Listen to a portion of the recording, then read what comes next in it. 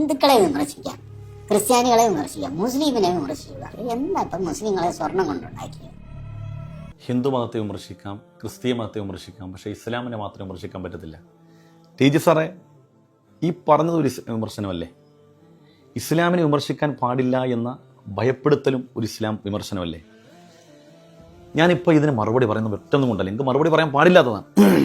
മരിക്കുന്നതിന് മുമ്പെങ്കിലും നിങ്ങൾ ഒരു സമയം, ഒരു നിമിഷമെങ്കിലും ചിന്തിക്കുകയാണെങ്കിൽ ചിന്തിച്ചോട്ടെ എന്ന് വിചാരിച്ചിട്ട് പറയാം. സാറേ, ഇവിടെ കേരളത്തിൽ ഒരുപാട് ആളുകൾ വാട്സപ്പ് ഉപയോഗിക്കുന്നുണ്ട്. ഇതിൽ മുസ്ലിമീങ്ങളുടെ വാട്സപ്പ് ഗ്രൂപ്പുകൾ എപ്പോഴെങ്കിലും കിട്ടുകയാണെങ്കിൽ മുസൽമാൻ്റെ വാട്സപ്പ് ഗ്രൂപ്പ് ഒന്ന് പരിശോധിക്കുക.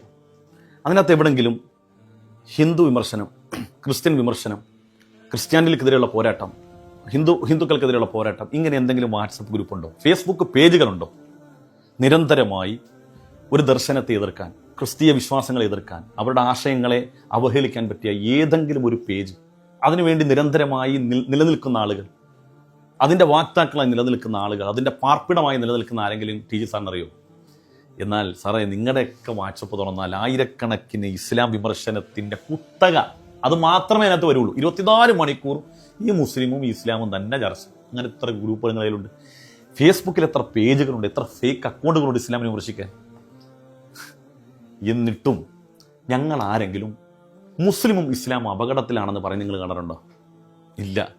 നിങ്ങൾ ഇങ്ങനെയൊക്കെ വിമർശിച്ചിട്ടും, നിങ്ങളിങ്ങനെല്ലാം വിമർശിച്ചിട്ടും നിങ്ങൾ ഭയപ്പെടുന്ന എന്താണ്? നിങ്ങളുടെ ആശയങ്ങളിൽ നിന്ന് ആളുകൾ മറ്റൊരു ആശയത്തിലേക്ക് പോകുന്നു എന്നുള്ള ഭയപ്പാടല്ല നിങ്ങൾക്ക്. ഞങ്ങൾ അങ്ങനെങ്കിലും ആളുകൾ ഇങ്ങനെ വിട്ടുപോകുന്നു, മറ്റാശയങ്ങളിലേക്ക് പോകുന്നുള്ള ഭയപ്പാടുണ്ടോ? ഇനി ഇതെല്ലാം പോട്ടെ, ടീച്ചർ സാറിന് ചിന്തിക്കാൻ വേണ്ടി വേറും ഒരു ചെറിയ ഉദാഹരണം പറഞ്ഞുതരാം. ഇന്ന് ഇസ്ലാം വിമർശകനായി നിങ്ങൾ കൊണ്ടു നടന്ന് ആഘോഷിക്കുന്ന ആരിഫ് ഹുസൈൻ അല്ലേ?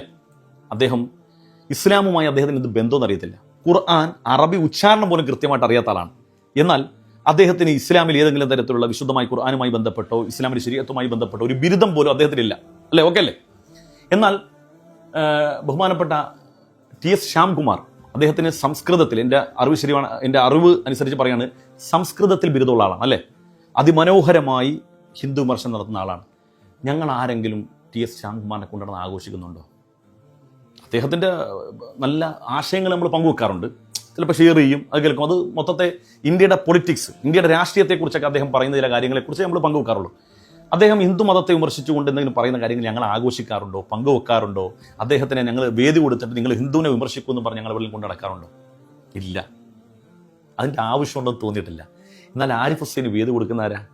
ആരിഫ് ഹുസൈനെ കൊണ്ട് നിരന്തരമായി എന്തെല്ലാം തരത്തിലുള്ള പ്രയോഗങ്ങൾ ഇസ്ലാമിനെയും മുസ്ലിമീങ്ങൾക്ക് ഏറ്റവും അധികം വേദന ഉണ്ടാകുന്നത് അവരുടെ പ്രവാചകനായ മുഹമ്മദ് നബി സല്ലല്ലാഹു അലൈഹി വസല്ലം തങ്ങളെ എത്രത്തോളം അവഹേളിക്കാമോ അത്രത്തോളം തരംതാന്ന പ്രയോഗം.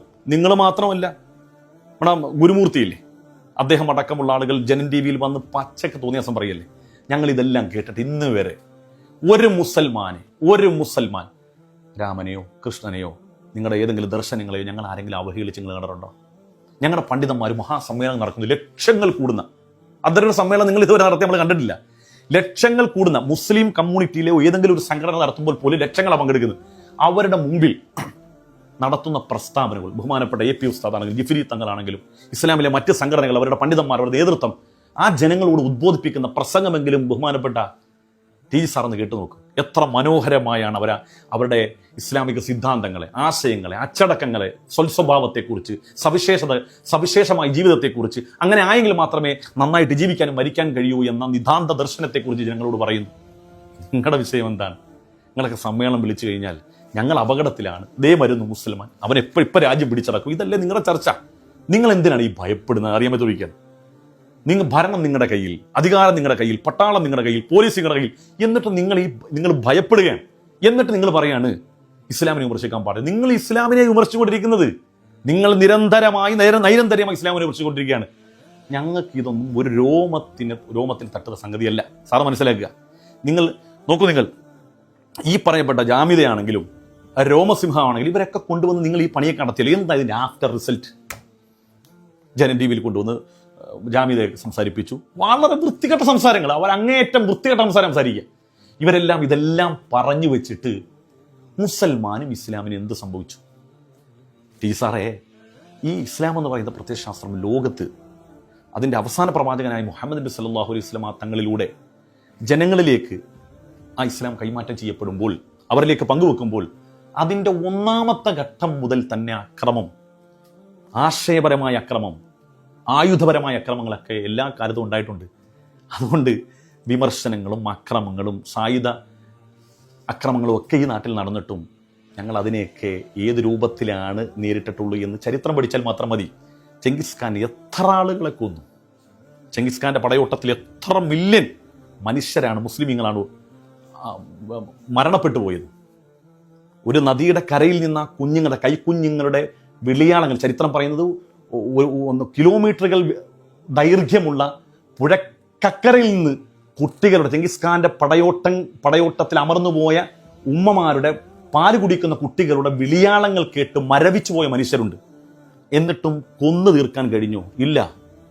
ഒരിക്കലും സത്യത്തെ കൊന്നു തീർക്കാനോ തിന്നു തീർക്കാനോ കഴിയില്ല എന്നുള്ളത് ടി ജി സാറ് മനസ്സിലാക്കി വെക്കൽ വളരെ നല്ലതാണ്.